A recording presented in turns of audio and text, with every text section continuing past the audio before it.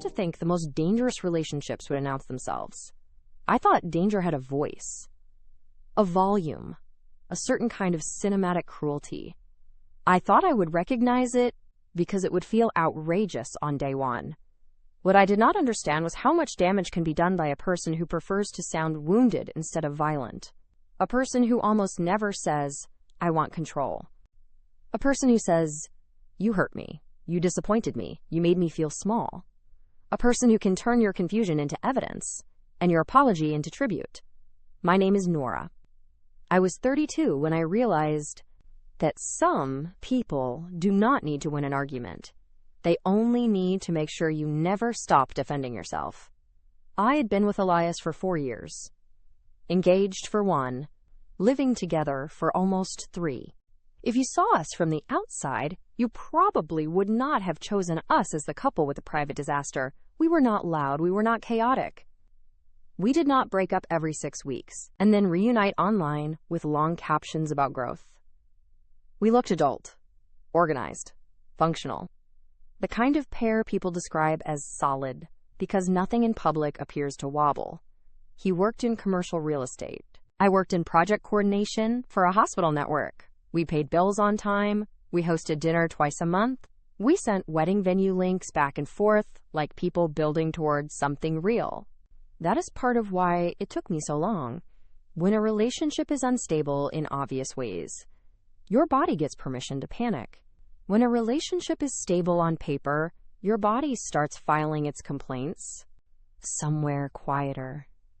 In the jaw, in the shoulders, in the long breath you take before unlocking the front door. The event that finally rearranged my understanding was, on its face, about contact lenses.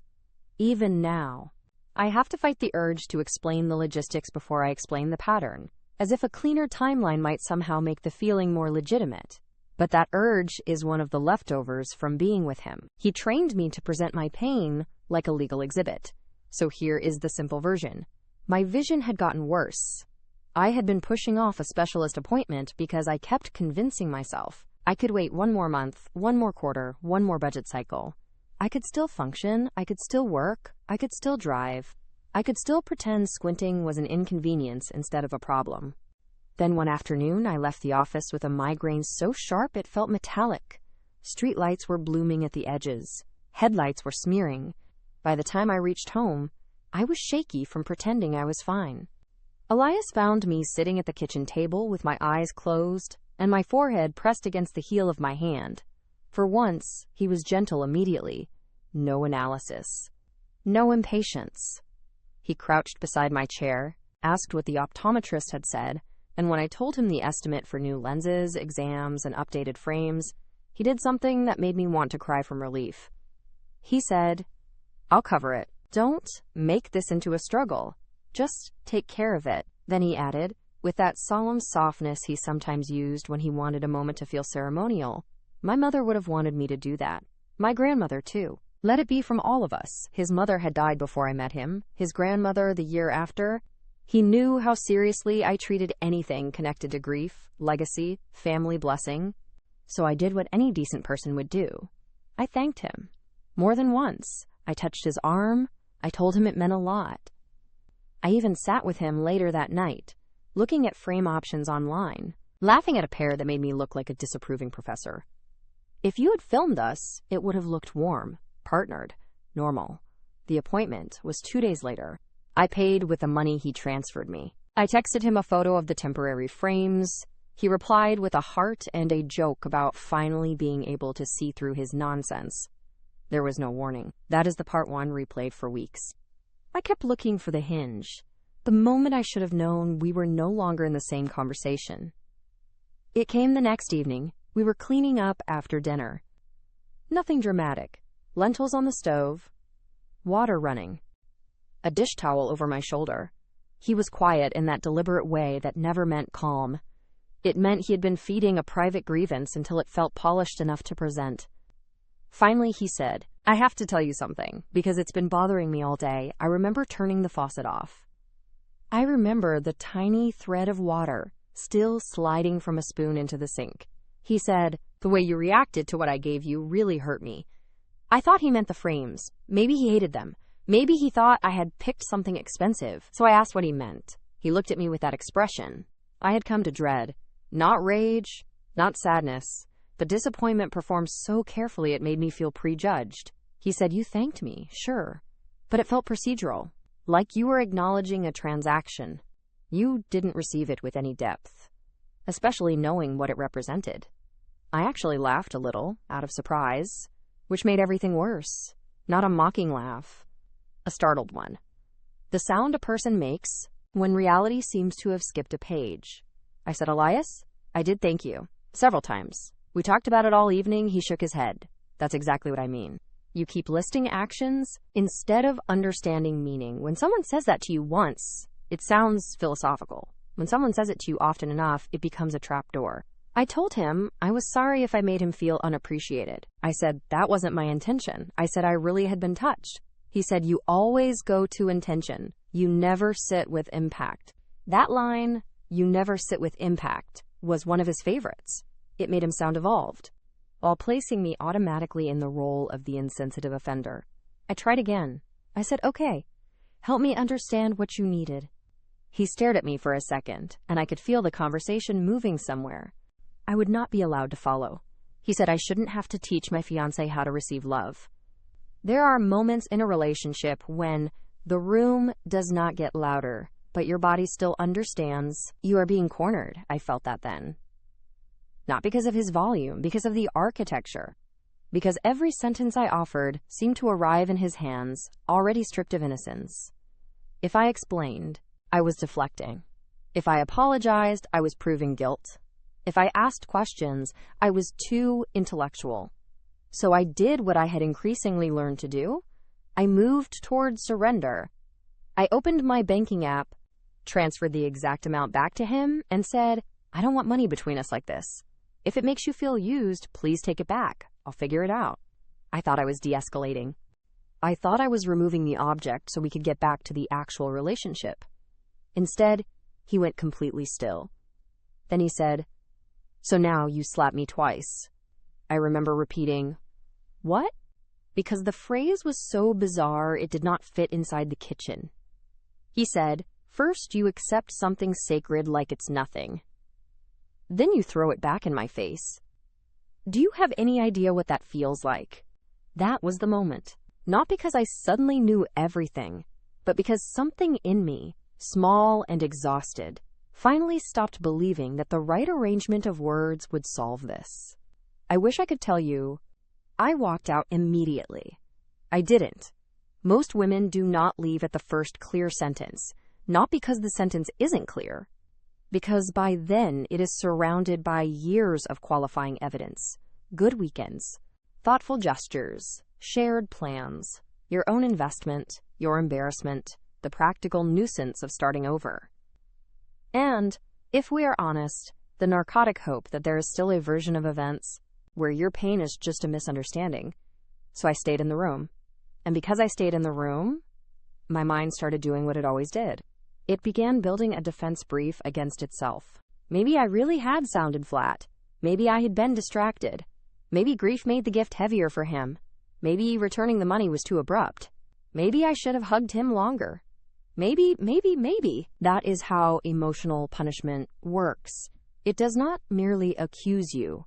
It recruits you into the investigation. The next morning, he behaved as though he had slept peacefully inside a moral victory. He was not warm, but he was composed. That was worse. It suggested resolution on his side while I was still shaking. When I asked if we could revisit the conversation, he said, "I don't want another circular discussion where my feelings get translated into your logic." He left for work. I went into the bathroom, looked at my own face in the mirror, and had the uncanny experience of seeing someone who looked functional while feeling internally erased. The reason the lens's argument broke me was not only the argument itself, it was that it illuminated old scenes all at once, like a neighborhood going dark, and revealing the stars that were there the whole time. I remembered the time I folded his laundry and placed a pajama set on the guest room chair because I had changed the sheets. He walked in, looked at the chair, and asked why I would put his clothes there when he always kept night things in our room. I said, "I'm sorry, I was just tidying." He said, "No, you weren't just tidying. You were being careless with my routines. You do this thing where you decide what makes sense for me without respecting what I actually need." By the end of that 10-minute exchange, I was apologizing for having disturbed not his clothes, but his sense of being known. I remembered the pregnancy scare a year earlier, when my period was late, and I told him with my voice already trembling. He did not first ask if I was okay. He did not ask what I wanted. He said, "Are you sure it would even be mine?" I stared at him, waiting for the correction, the obvious joke reveal, the horrified apology. Instead, he said he had a right to ask because anyone can be naive, and he refused to be made a fool. 3 hours later, I was the one apologizing for reacting strongly to being treated like a suspect. I remember the nights he slept badly after we argued. He would come into the morning with martyr energy, rubbing his eyes, saying I was up until 4 because of this. "Do you understand what you do to my nervous system?" The language shifted, but the structure never did. He was the injured party. I was the force. Even his exits were engineered. When conflict did not end in his favor, he would say, "Maybe you need a hotel tonight. I'll pay for it if you need space." Listen to how generous that sounds. Now listen again. He was never the one who should leave. He was never the destabilizing element. He was the benevolent host of a reality in which I was perpetually almost in violation. I started writing these incidents down because I no longer trusted my mind to hold them in their original shape. Every time I brought one up, he sanded it down. He had a gift for turning history into an atmosphere. No hard edges. Only interpretations. Only feelings. Only my supposed inability to honor his emotional world. That weekend, my friend Salma came over for coffee. She had known me since university, which meant she possessed an endangered kind of memory, a version of me from before this relationship that nobody in the current apartment could vote against.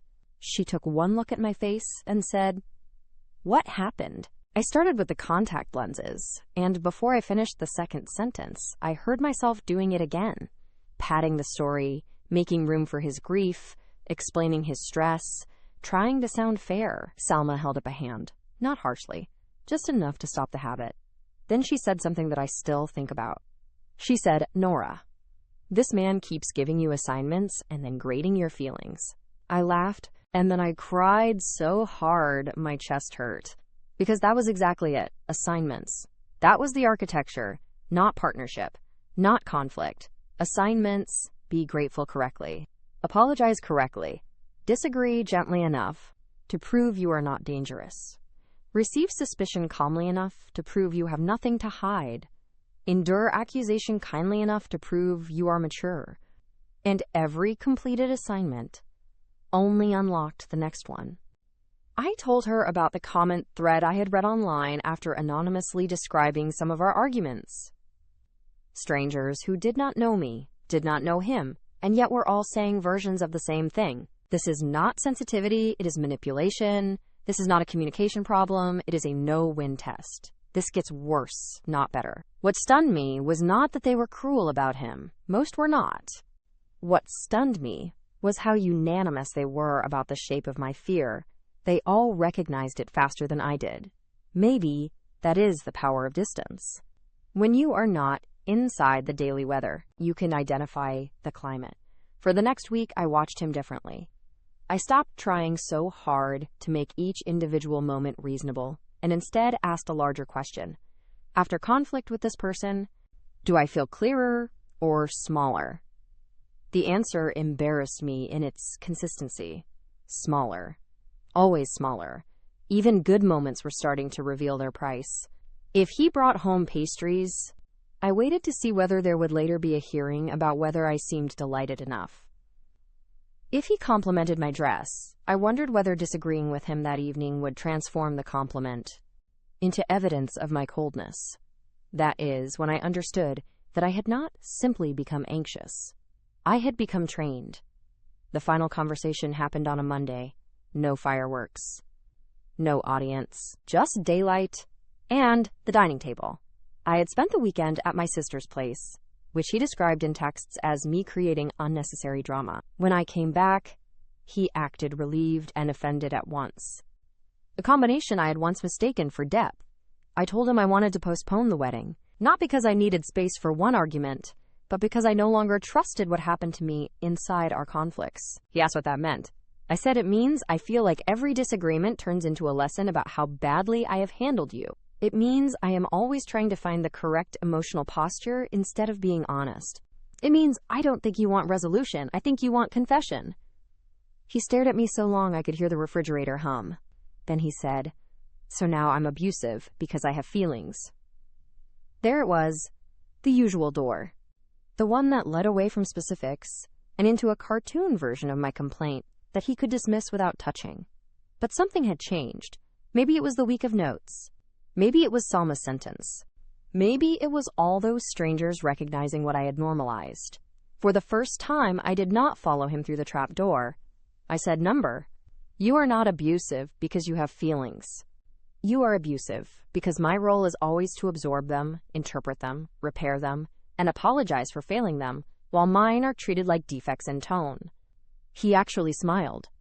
A small, disbelieving smile. The kind you give a child trying on adult language. He said, "You've been talking to people who don't understand us."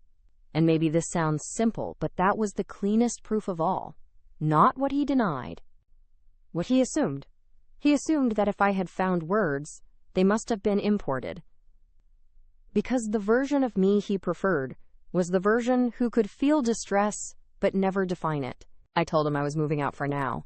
He said I was blowing up a future over a single misunderstanding. I said it was not one misunderstanding. It was a pattern built from hundreds of tiny trials. He asked whether I was seriously ending an engagement because he wanted appreciation. I said, "Number, I'm ending it because appreciation was never the real subject. Control was." That was the first sentence I said, in months, that felt fully mine. I moved in with my sister for 6 weeks. The practical aftermath was ugly in the ordinary ways. Boxes, vendor calls, deposits lost, a venue email I stared at for 15 minutes before typing, "We need to cancel." He sent long messages for a while, some pleading, some accusatory, some written in the noble language of a man grieving a woman's sudden irrationality. He said I had humiliated him. He said I had abandoned him when he was trying to build a life. He said he had only ever wanted to feel cherished. That word again. Cherished. Certain people are very skilled at describing domination with words that would look beautiful in better hands. The apartment I rented after that was smaller than the one we shared. The kitchen was narrow. The bedroom window stuck in wet weather. The closet smelled faintly of old paint. It was also, for the first few months, the quietest place I had ever lived. Not externally. The street was busy. There was a bus stop out front. A teenager upstairs practiced scales on a trumpet like he was arguing with God. But inside my body there was quiet. No anticipating the reinterpretation of my tone. No mental rehearsal before bringing home a mistake. No private audit of whether my face had expressed adequate warmth, adequate gratitude, adequate softness, adequate surrender. One evening, months later, I picked up my new glasses from a repair shop. A screw had come loose. The woman behind the counter handed them back, and when I thanked her, she smiled and said, "Of course." That was it. No tribunal. No hidden rubric. No emotional invoice arriving tomorrow. I walked outside and stood there longer than necessary, just holding that ordinary exchange in my chest, because that is what recovery from these relationships sometimes looks like.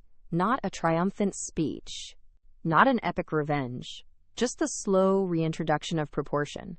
A favor is a favor. A feeling is a feeling. A disagreement is a disagreement. And love, real love, does not keep changing the answer key and then calling you cruel for failing the exam. If you are listening to this and thinking, "That sounds small, that sounds familiar, that sounds like something I could probably explain away, please hear me." Small does not mean harmless. Repetitive confusion is not intimacy. Living in permanent defense is not a communication style. The most frightening thing about those years is not that he sometimes blamed me. It is that I started measuring my goodness by how elegantly I could absorb blame that did not belong to me. And the clearest turning point in my life was not when he yelled, not when he doubted me, not even when he asked if a pregnancy would be his. It was when I finally saw, through something as ridiculous and ordinary as a thank you argument, that I had been trying to pass a test written by someone who needed me to fail. That realization did not feel dramatic. It felt clean. Like opening a window in a room where the air had gone stale so slowly, I had forgotten it was possible to breathe without apologizing first. Thank you for watching. If this story pulled you in, do me one favor. Hit like, subscribe, and turn on notifications so the next one finds you the moment it drops. Remember, nothing is ever just what it seems. See you on the next one.